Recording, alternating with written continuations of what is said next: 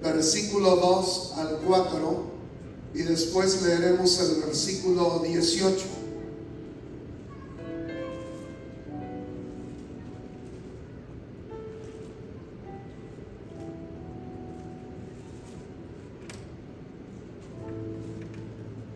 Libro del profeta Isaías, capítulo 1, versículo 2 al 4 y versículo 18.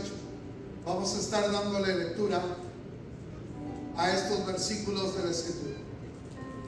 Si usted ya lo tiene, dice la palabra del Señor de la siguiente manera: Oíd cielos y escucha tu tierra, porque habla Jehová. Crié hijos y los engrandecí, y ellos se rebelaron contra mí. El buey conoce a su dueño, y el asno el pesebre de su señor. Israel no entiende, mi pueblo no tiene conocimiento. Oh gente pecadora, pueblo cargado de maldad, generación de malignos, hijos depravados, dejaron a Jehová, provocaron a ira al Santo de Israel, se volvieron atrás. Versículo 18: Venid luego, dice Jehová, y estemos a cuentas. Si vuestros pecados fueren como la grana, como la nieve serán emblanquecidos. Si fueren rojos como el carmesí, vendrán a ser como blanca lana. Incline su rostro, oremos al Señor. Bendito Padre Celestial, en esta hora estamos delante de tu presencia y te damos gracias porque estás con nosotros. Te rogamos, Señor, que hables a cada vida y a cada corazón, que tu palabra sea penetrante, tu palabra penetre a lo más profundo de cada corazón. Señor, que no solamente seamos oidores, sino hacedores de tu palabra. Que tu palabra, Señor, quede grabada en la mente y en el corazón de tu pueblo. En el nombre de Jesús te lo pedimos, oh Dios. Amén. Pueden ocupar sus lugares. Se supone que el capítulo 1 del libro del profeta Isaías fue un discurso público, fue el primer discurso público del profeta. Lo hizo en los atrios del templo. El método que usaban los antiguos profetas era muy diferente al que usan los predicadores o escritores modernos. Hoy en día los predicadores preparan sus sermones al amparo de una nutrida biblioteca. Los profetas de la antigüedad se dirigían a los lugares públicos y aparecían en forma sorpresiva, ya fuera en los atrios del templo, en las plazas o a la entrada de la puerta de la ciudad, y entonces comenzaban a proclamar el mensaje con gestos dramáticos, con ademanes dramáticos y con gran vehemencia. Empezaban a dejar el mensaje que Dios les había dado, que Él había puesto en sus corazones. Después escribían todo lo que recordaban de lo que ellos habían dicho, no como una serie de lógicos discursos, sino con toda la dramática irregularidad con la que había sido pronunciada el discurso. El capítulo 1 fue un sermón predicado por el profeta Isaías dentro de la situación caída en que se encontraba el pueblo de Israel. Isaías distingue 4 pecados.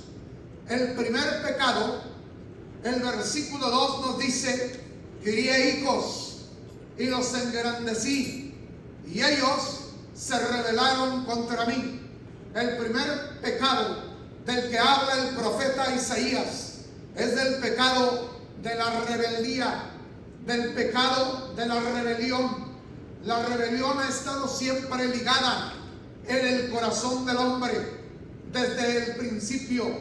Precisamente lo que hizo que el hombre pecara y enterara el pecado a este mundo fue precisamente por rebeldía, de no obedecer un sencillo mandamiento que Dios le había dado a Adán y Eva, Dios le dijo: de todo árbol del huerto podrás comer, pero del árbol de la ciencia del bien y el mal no podrías comer.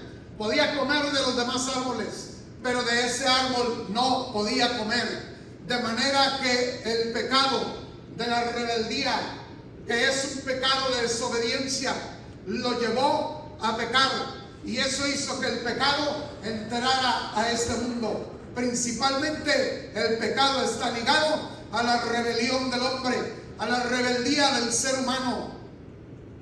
La Escritura dice: los engrandecí y ellos se rebelaron contra mí. Quiere decir que después de haberlos colmado de favores, de bendiciones, se rebelaron contra Dios. No había motivo alguno para que el pueblo se rebelara contra Dios, porque Dios los había engrandecido, Dios los había favorecido. Quiere decir, la bendición de Dios había estado sobre el pueblo de Israel, les había suplido y dado todo lo que ellos necesitaban. Pero a pesar de todo lo que ellos recibieron de Dios, se habían rebelado contra Dios. Primero, ¿qué fue lo primero que Dios hizo por el pueblo de Israel? La Escritura dice que el pueblo de Israel se encontraba esclavo en Egipto. Siendo esclavos, el Señor envió a su siervo Moisés para libertarlos de la esclavitud de los egipcios. Cuando no había posibilidad alguna de libertar, cuando no había ninguna posibilidad de ser libres, el Señor intervino, y la Escritura dice: con brazo fuerte, con mano poderosa, el Señor los sacó de Egipto. ¿Qué más hizo el Señor por ellos? Dice la Escritura que cuando el pueblo salió de Egipto, el Señor los hizo ir camino del desierto, y dice que los hizo rodear, de manera que Faraón pensó que el desierto los había encerrado, porque a un lado estaba el desierto y frente a ellos estaba el Mar Rojo. En otras palabras, no había manera de que pudieran huir ni escapar de la mano de Faraón. Faraón armó a su ejército, salió tras el pueblo de Israel para destruir a Israel. Pero sin embargo, Dios se manifestó, y dice que Dios le da la orden a Moisés en aquella noche que extienda la vara, que divida el Mar Rojo en dos. El Señor abrió el Mar Rojo en dos, ellos teniendo por columnas el agua, ellos por murallas teniendo el agua. Ellos entraron en seco y cruzaron el Mar Rojo en seco. Dios hizo un milagro extraordinario para liberar al pueblo de Israel, y no solamente para que estuviera libre, sino vio cómo sus enemigos perecieron en el Mar Rojo sin que el pueblo de Israel levantara su mano, sin que el pueblo de Israel peleara. Dios vino y trajo una gran liberación al pueblo de Israel. El pueblo se regocijó por lo que Dios había hecho, un milagro extraordinario para que jamás volvieran a ver a los egipcios. Les dio agua de la peña y les dio pan del cielo, maná del cielo. Dice la Escritura que cuando el pueblo, caminando en el desierto, tuvo sed. Imagínese que usted camine en el desierto y de pronto se le acabe el agua. Usted no tenga agua para poder beber, de manera que no hay donde poder cavar para extraer agua.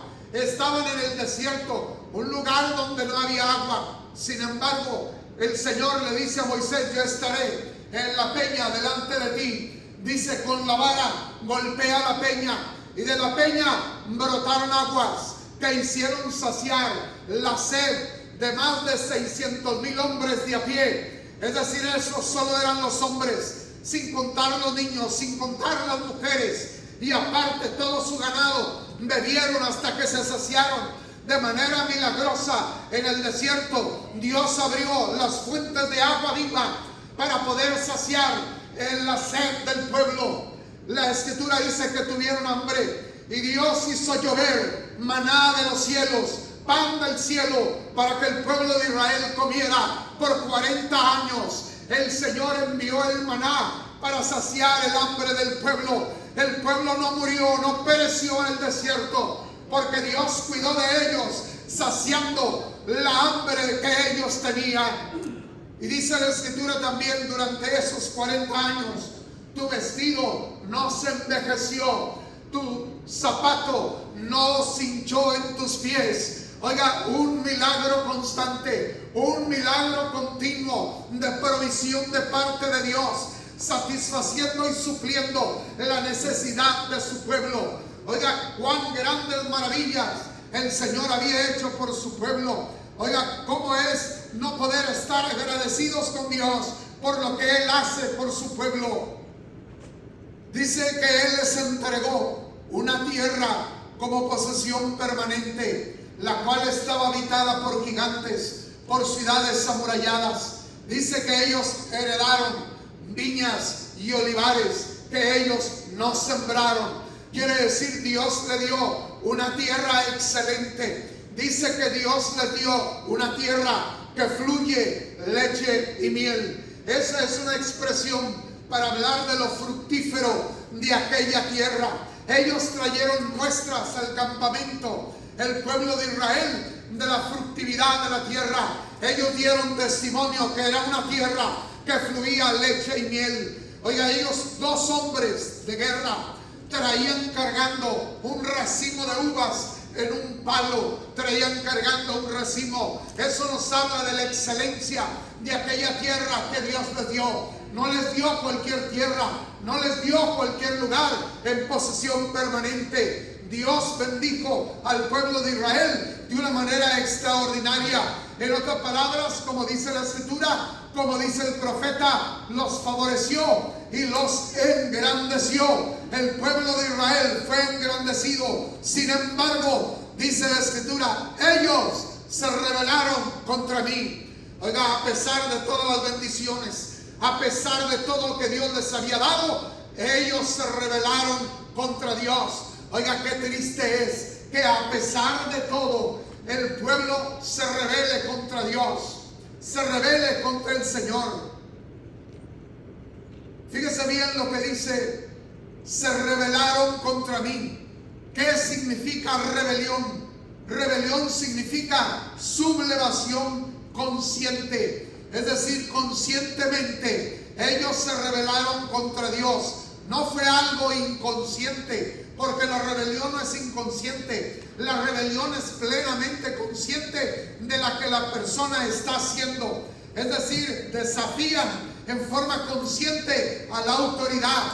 Significa sublevación consciente, significa obstinación, indocilidad, tenacidad, oposición, resistencia a algo. En este caso a Dios, lo que ellos estaban haciendo era rebelarse contra Dios. ¿Qué quiere decir? Resistiendo a Dios, resistiendo al Espíritu de Dios.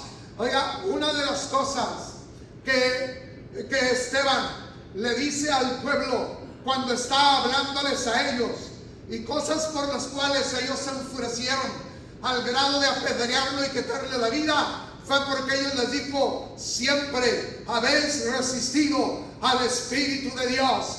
Quiere decir, Esteban los acusa al pueblo de que siempre ellos se habían rebelado contra Dios, porque rebelarse significa resistir. Y dice, ustedes siempre han resistido al Espíritu de Dios.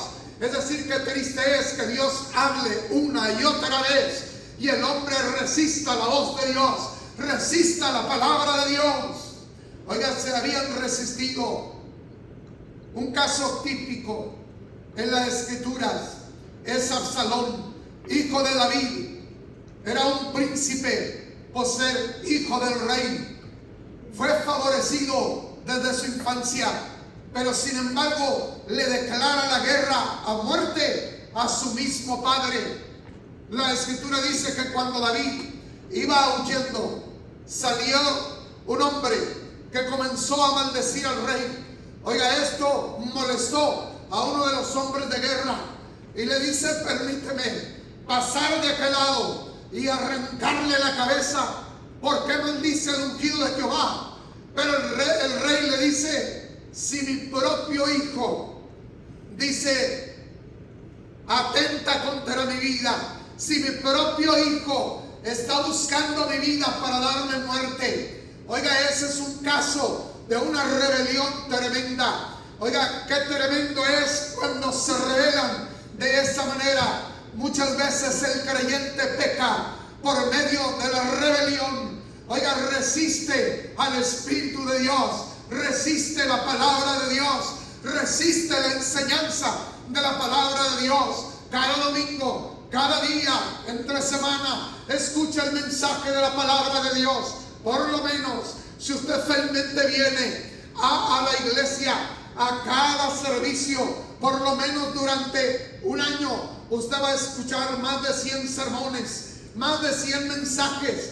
¿Cuántas veces Dios nos está hablando? Es decir, cada semana Dios le está hablando a su vida, está hablando a su corazón. Pero ¿cuántas veces usted mantiene su corazón cerrado, se mantiene en rebeldía, resistiendo la voz del Espíritu, resistiendo la palabra de Dios? Hermano, es tiempo que nos demos cuenta de que si algo aborrece Dios es la rebeldía de su pueblo. Cuando su pueblo está dispuesto a desafiarlo, que nosotros no seamos ni cometamos el mismo pecado, que no seamos rebeldes. Hermano, Dios te perdonó los pecados, sanó tus enfermedades, suple tus necesidades. Sin embargo, te niegas a hacer la voluntad de Dios. Hermano, cuántas cosas Dios ha hecho por nosotros. Es muy fácil juzgar a Israel y decir, este pueblo tan rebelde, con todos los milagros y maravillas que Dios hizo, y cómo Dios lo bendijo y suplió su necesidad. Y nosotros hemos conocido el perdón de Dios. Dios ha perdonado nuestros pecados. Cuando estamos enfermos, Él interviene trayendo sanidad a nuestro cuerpo. Tenemos necesidad, Dios la suple. Tienes necesidad de casa, Dios te da casa. Tienes necesidad de abrigo, de vestido, Dios te da vestido. Tienes necesidad de calzado, Dios te da calzado. Suple la necesidad que tú tienes. Pero sin embargo, ¿cuántas veces nos oponemos a la voluntad de Dios? Resistimos la voluntad del Señor. No queremos hacer lo que Él quiere que nosotros hagamos. Nos negamos a hacer la voluntad de Dios.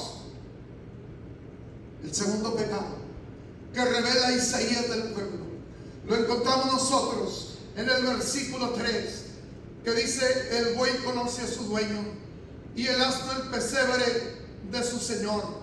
Israel no entiende, mi pueblo no tiene conocimiento. Segundo pecado que describe: Israel no entiende, no tiene entendimiento, no tiene conocimiento. El pueblo de Israel no entendía, el pueblo de Israel no tenía conocimiento. Israel había perdido el elemento indispensable que hace que la persona sea sabia. Perdió el elemento indispensable que es el temor de Jehová. Por eso dice el Salmo 111, versículo 10: el principio de la sabiduría es el temor de Jehová. Quiere decir que el hombre, el creyente, comienza a ser sabio cuando es temeroso de Dios, cuando tiene temor en su corazón. Pero cuántas veces se ha perdido el temor de Dios. Oiga, creo que en la actualidad muchas personas, muchos creyentes han perdido el temor a Dios. No han tenido temor de Dios. Dice Jeremías: ve cuán malo y amargo es el haber perdido el temor de Dios. Jeremías lo describe como malo, como algo malo, lo describe como algo amargo, perder el temor de Dios. Quiere decir que perder el temor de Dios trae amargura sobre nuestra vida. Hermanos, si algo debe de haber en nuestro corazón es el temor a Dios, es el respeto por Dios, es el respeto por las cosas sagradas de Dios, es el respeto por la palabra de Dios, es el respeto por el tiempo que tenemos de alabanza y de comunión con el Señor. Oiga, cuántas veces nuestra actitud demuestra una falta de temor de Dios, una falta de respeto por las cosas de Dios. Estamos presentes, estamos en el servicio, pero en realidad mostramos con nuestra actitud una falta de respeto a Dios, una falta de respeto a la comunión con Dios. quiere decir que revela la pérdida del temor de Dios. La Escritura dice que nosotros tenemos que tener cuidado de no perder el temor de Dios, porque el temor de Dios, dice la Escritura, es manantial de vida. Quiere decir, es un manantial que me hace vivir. ¿Por qué? Porque el temor de Dios me aleja, me separa, me aparta del pecado y me acerca a Dios. Oiga, porque cuando no hay temor de Dios, el hombre se desenfrena siguiendo una vida de pecado, siguiendo una vida de mal. Oiga, es necesario que nosotros permitamos que el temor de Dios permanezca en nuestra vida y de esa manera sigamos buscando cada día el rostro del Señor. Cuando el Señor Jesucristo terminó el sermón del monte, dijo: cualquiera que me oye estas palabras, en Mateo capítulo 7 versículo 26, y no las hace, lo compararé a un hombre insensato. Cualquiera que me oye estas palabras pero no las hace, lo compararé a un hombre insensato. Hermano, ¿de qué sirve el tiempo que estás aquí escuchando la palabra de Dios si no la pones por obra? No solamente es oír, sino es retener lo que nosotros hemos oído, y no solamente retenerlo, sino practicarlo, vivir de acuerdo a ella. El verdadero temor de Dios hace que vivamos de acuerdo a sus mandamientos, hace que vivamos en obediencia a la palabra de Dios. Hermano, cada día, cada vez que venimos, cada semana, recibimos palabra de Dios, recibimos enseñanza de Dios. Oiga, pero ¿estamos nosotros viviendo de acuerdo a la palabra de Dios? Oiga, ahora las personas están tratando de acomodar la Escritura a su conveniencia, de acomodar la palabra a su conveniencia. Están tratando de cambiar lo que la Escritura dice. Hermanos, el creyente debe no de acomodar la palabra de Dios a su vida, a su manera, a la manera en que desea vivir, sino su vida tiene que ajustarse a la palabra de Dios. Quiere decir, es mi vida, mi conducta, la que tiene que acomodarse de acuerdo a la palabra de Dios. Es la que tiene que estar en armonía con lo que Dios dice. Es decir, voy a vivir y a seguir los mandamientos de Dios. Si ella dice que esto es lo que debo de hacer, eso debo de hacer. No debo de tratar de hacer que diga lo que ella no dice, para que se ajuste a mi interés, para que se ajuste a lo que yo quiero. No, mi conducta se tiene que ajustar a la palabra de Dios. Tengo que vivir de acuerdo a lo que ella dice. Eso es temor de Dios, y eso es no ser insensato. Israel era una nación que había tenido patriarcas, que había tenido jueces, que había tenido reyes que les enseñaban la palabra de Dios, pero no quisieron entender ni alcanzar conocimiento. El pueblo de Israel no era un pueblo ignorante, no era un pueblo que no tenía conocimiento de la palabra de Dios. El Señor le estaba hablando a su pueblo que tenía conocimiento, porque el Señor les había dado jueces, les había dado reyes, les había dado sacerdotes, les había dado profetas que les instruyeran en la palabra de Dios, que los instruyeran en lo que Dios quería. Ellos conocían las cosas, pero a sabiendas de lo que conocían, ellos desecharon la palabra de Dios. Qué triste es que tú vengas, oigas el mensaje de Dios, y a pesar de oírlo y conocerlo, lo deseches. No deseches la palabra de Dios, porque es ella la que traerá vida y vida eterna a tu corazón. Hermanos, el pueblo de Israel no quiso alcanzar conocimiento. No fue porque no estuviera a su disposición. Hermano, a tu disposición está la palabra de Dios, y la palabra de Dios trae conocimiento a nuestra vida.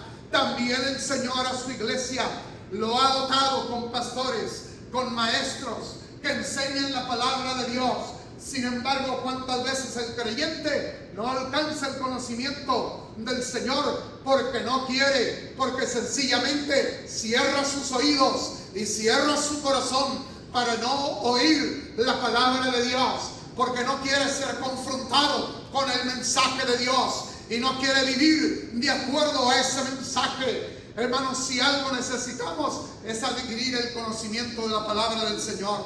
El Señor le dice a su pueblo que cuando Él oiga la ley de Dios, cuando Él conozca la ley de Dios y cuando Él viva de acuerdo a esas leyes, dice, las demás naciones, dice, van a admirarse y van a decir que vosotros sois un pueblo sabio, un pueblo sabio. Pero dice que el pueblo no alcanzó sabiduría ni alcanzó conocimiento, porque cerró sus oídos para no oír la ley de Dios. Y me temo que haya muchos creyentes que han cerrado sus oídos y su corazón para no oír la palabra, la ley de Dios y caminar en ella. Este puede ser el caso de muchos creyentes que a pesar de tener tantos años en la iglesia, no adelantan en el conocimiento de las cosas de Dios. No hay un crecimiento, no hay un avance, no hay un desarrollo, no avanzan en las cosas de Dios, en el conocimiento de Dios. Pablo le dice a la iglesia, dice, habiendo de ser ya maestros. Quiere decir, ya es tiempo, para este tiempo, de que ustedes sean maestros. Pero en lugar de ser maestros, dice que se han convertido o se han quedado en niños. Dice que todavía no les puedo dar vianda sólida.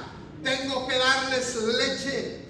Tengo que hablarles los rudimentos de la palabra de Dios. Hermano, ¿qué quiere decir? Que muchos creyentes no han crecido. El tiempo que ya tienen era para que para este tiempo se hubieran convertido en maestros ya de la palabra de Dios. Pero se han quedado en tal estancamiento espiritual que es necesario volver una vez más a hablarles de los rudimentos de la palabra, de darles lo más básico de la palabra, porque todavía no ha habido desarrollo y no soportan recibir el alimento espiritual sólido y necesitan leche todavía que se les dé.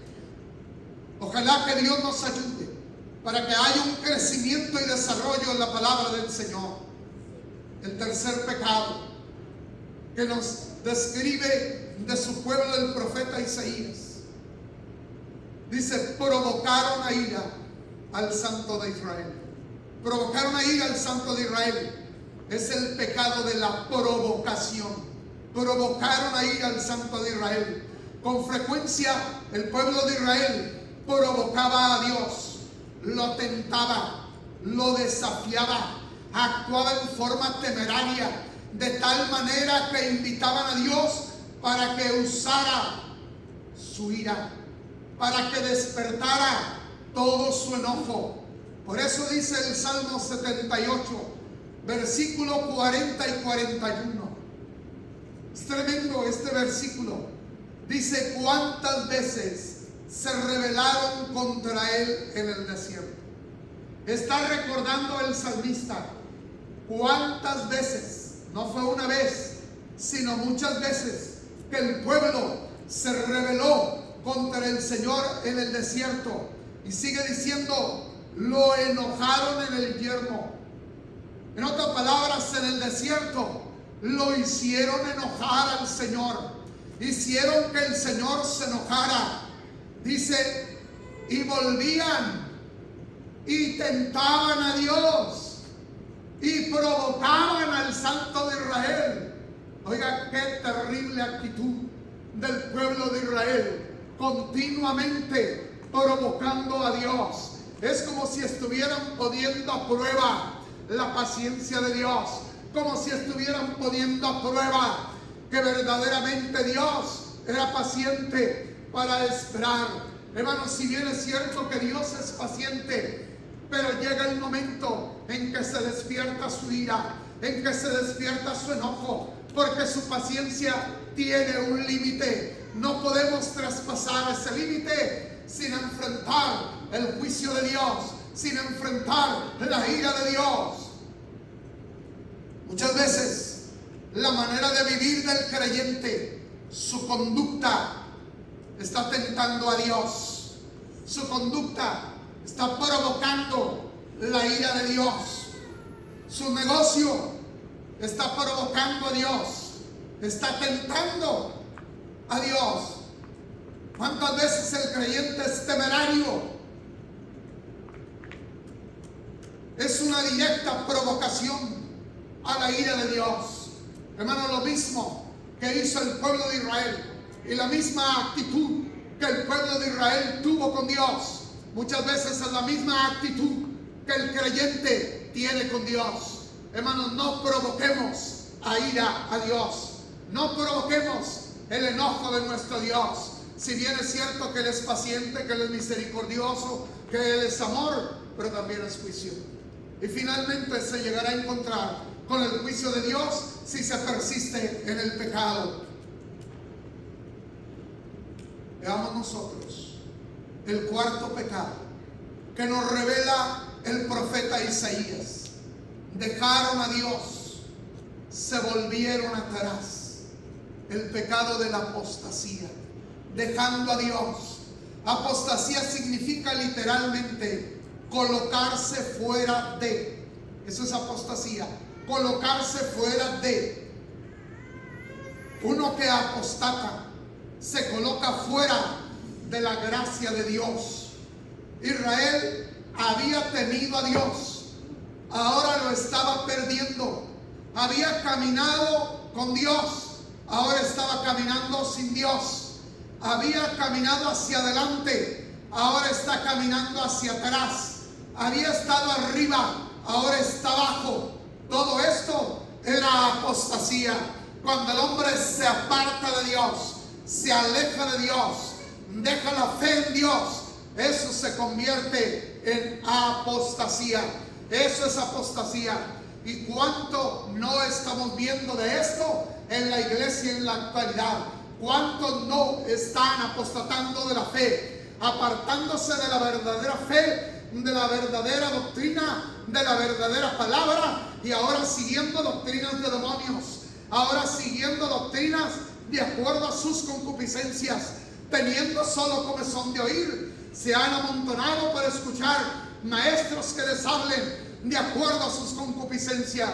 Claramente dijo el apóstol a Timoteo que en los postreros días vendrían tiempos de apostasía. Hermano, que el Señor nos ayude para mantenernos fieles a la verdad, fieles a la palabra de Dios, fieles a la doctrina pura que hemos recibido del Señor en su palabra. Oiga, que no adulteremos su palabra, que no adulteremos la doctrina, que nos mantengamos firmes en ella, buscando con todo nuestro corazón al Señor. Pero ¿cuántos no están apostatando de la fe? ¿Cuántos no se están apartando de la verdadera fe en el Señor y siguiendo un camino extraño, siguiendo un camino errado? La Escritura habla en el tiempo del apóstol Pablo, nos dice Pablo acerca de Demas. Cuando envía saludos, cuando habla de sus colaboradores, de pronto se refiere a Demas y dice: Demas me ha desamparado, amando más este mundo. Demas decidió seguir el camino de Dios. No era cualquier creyente, era un colaborador de Pablo, estaba al lado de Pablo. Pero Pablo dice: me abandonó porque amó más este mundo. Hermanos, no amemos este mundo, porque este mundo pasa y sus deseos, pero el que hace la voluntad de Dios permanece para siempre. De manera que tenemos que permanecer haciendo y amando la voluntad de Dios. Pero después de todo esto, después del versículo 2, o desde el versículo 2 hasta el versículo 17, Isaías ha estado predicando un fustigante sermón. Ha estado predicando un punzante sermón. Oiga, un sermón confrontando al pueblo directamente con su pecado.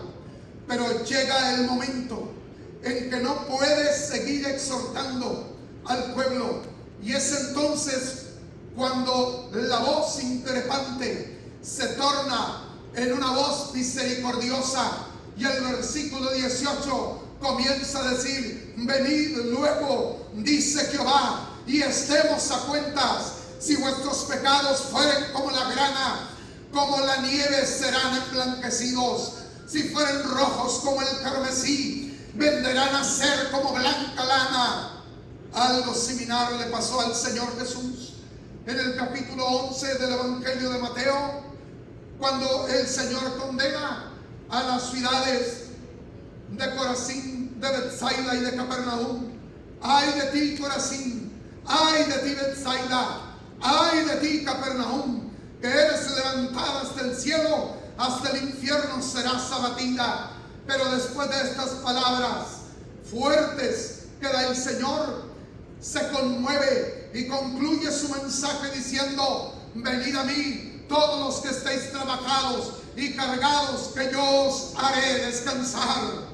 En el capítulo 23 de Mateo se registran las severas acusaciones que Cristo hizo a los escribas y fariseos. Públicamente los reprendió, pero después se conmueve y exclama a Jerusalén, Jerusalén, que matas a los profetas, apedreas a los que te son enviados. Cuántas veces quise juntar a tus hijos como la gallina junta sus polluelos debajo de sus alas, y no quisiste. La gran lección de este capítulo es que no importa la condición caída, depravada del hombre, del ser humano, de derrota en que se encuentre la persona, si vuelve a Dios, su vida será cambiada, su vida será transformada. Oiga, este mensaje es un mensaje para despertar al pueblo, para que se dé cuenta de su pecado y reaccione y se vuelva a Dios antes de que sea demasiado tarde. Oiga, cuántas veces el mensaje de los profetas fue un mensaje de juicio, fue un mensaje duro, fuerte al pueblo, pero llevaba la intención de despertar al pueblo, de hacerlo volver a Dios, de que abandonaran su pecado, de que se diera cuenta que es mejor la vida con Dios que la vida sin Dios. Hermano, dice el Señor y hace esta pregunta a través de los labios del profeta Ezequiel: ¿quiero yo la muerte del impío? En otras palabras, ¿quiero yo la muerte del pecador? No, no es lo que el Señor quiere. No quiere la muerte, el Señor quiere la vida. Por eso el Señor te llama al arrepentimiento. Por eso al final de toda esta confrontación con los pecados que el pueblo había cometido, el Señor le dice: venid luego, dice Jehová, y estemos a cuentas. Quiere decir, el Señor les presenta una alternativa, les presenta el remedio para el pecado que los aqueja y cómo su vida podía ser transformada sin importar que tan bajo habían caído a causa del pecado. No importa que tan bajo hayas caído, no importa que tanto te hayas degradado, el Señor tiene el poder de volverte a levantar y de restaurar tu vida si de todo corazón te arrepientes de todo pecado y le entregas a Él tu corazón. Él tiene el poder de restaurar tu vida, de cambiarte, de hacerte una nueva criatura. De Jacob fue un suplantador hasta que tuvo un encuentro con Dios. Desde el momento en que luchó con el ángel, su vida cambió.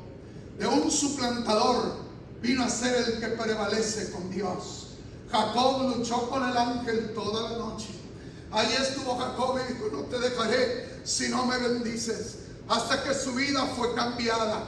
Oiga, cuando salió de ahí, su vida salió marcada por aquel encuentro. Ya no era el mismo, era otro, era diferente. Él entró caminando y salió con una pierna arrastrando. Oiga, porque el ángel tocó y lo descoyuntó, de manera que él salió con una marca permanente. Esa era la marca del encuentro que él había tenido con Dios, y como ahora su vida había sido cambiada y de un suplantador fue el que prevalece en Dios. Hermano, la Biblia nos habla acerca de David, que tuvo una terrible caída.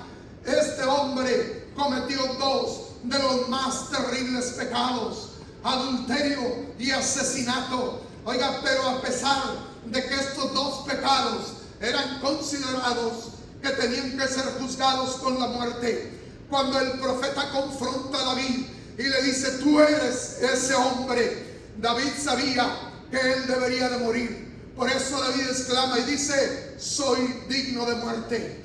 En otras palabras, la sentencia por mis pecados es la muerte. No tengo escapatoria. Pero el Señor le dice: no morirás, a través del profeta. Él entra a la casa de Dios, y ahí tenemos el Salmo 51, que es la oración de confesión de David, donde él pide perdón por su pecado y donde Dios vuelve a restaurar a David, que había caído en estos dos terribles pecados. Oiga, el Señor restauró una vez más a este hombre que había pecado. Dios es un Dios de restauración, y Dios quiere restaurar tu vida. No importa dónde hayas caído, el Señor tiene el poder de restaurarse. Dice la palabra del Señor que el salmista David dice: mientras callé, se envejecieron en mi gemir todos mis huesos. De día y de noche se agravó sobre mí tu mano, y se volvió mi verdor en sequedades de verano. Mi pecado te declaré, no encubrí mi iniquidad, y tú perdonaste la maldad de mi pecado. Hermano, cuando confesamos, Dios perdona la maldad de tu pecado. No importa lo que hayas hecho, una vez que hay una sincera arrepentimiento y una sincera confesión, Dios perdona tu pecado y te levanta una vez más. Samson perdió sus fuerzas por causa del pecado, pero dice que estando en la cárcel clamó a Dios, comenzó a crecerle el cabello una vez más, y cuando fue llevado al teatro donde se encontraban sus enemigos y había perdido sus ojos, le dijo que lo llevaran a donde descansaba aquel edificio en sus dos columnas. Tomó las dos columnas y clamó a Dios para que Dios le volviera la fuerza, y Dios una vez más le volvió su fuerza. El clamor a Dios hace que Él nos devuelva lo que hemos perdido, lo que tú perdiste por el pecado. Al clamar a Dios con todo tu corazón, Él volverá a darte lo que tú has perdido por el pecado. Pedro negó al Señor, pronunciando blasfemias, pero cuando lloró arrepentido, Cristo lo perdonó y lo restauró una vez más al ministerio. El hijo pródigo malgastó la parte de la hacienda de su padre que le correspondía, vivió perdidamente, pero cuando tuvo hambre y frío, decidió regresar a la casa del padre, y el padre lo recibe con los brazos abiertos, le da un abrazo, lo besa, le hace una gran fiesta y dice: este mi hijo muerto era, mas ha resucitado. Lo viste con un vestido nuevo, pone calzado en sus pies y pone anillo en su mano. Quiere decir, lo restaura a la dignidad que tenía como hijo. Había perdido la dignidad de hijo, pues ahora había recuperado una vez más la dignidad de hijo por medio del arrepentimiento. Job maldijo el día de su nacimiento, pero cuando Dios se le apareció, exclamó: de oídas te había oído, mas ahora mis ojos te ven. El Salmo 113, versículos 7 y 8 nos dice: Él levanta del polvo al pobre, y al menesteroso alza del muladar, para hacerlo sentar con los príncipes de su pueblo. El Señor quiere levantarte del polvo. El Señor quiere levantarte del basurero para sentarte en silla de príncipes. Eso es lo que Cristo hace en la vida de todo aquel que viene a Él. Si tú no le conoces, hoy yo te invito para que entregues tu vida a Cristo, para que le confieses a Él tus pecados y le pidas perdón por todos tus pecados. Lo recibas en tu corazón como por la fe, como el Salvador de tu vida. Él murió en la cruz del Calvario y derramó su sangre para salvarte del pecado y para darte vida eterna. Solo en Cristo hay salvación, solo en Cristo hay vida eterna. Si hay alguien en esta hora que no haya conocido a Cristo, en esta hora yo le invito a entregar su corazón al Señor Jesús. Tú que te encuentras aquí en este lugar, En esta hora puedes pasar a este altar y decirle: Señor, restaura mi vida. Restaurame, Señor. Lléname de tu espíritu, de tu presencia. Puedes decirle: Señor, quiero verdaderamente conocerte. Quiero tener un encuentro personal contigo que transforme mi vida entera. Yo te invito a este altar, a venir aquí a este lugar y a entregarle al Señor.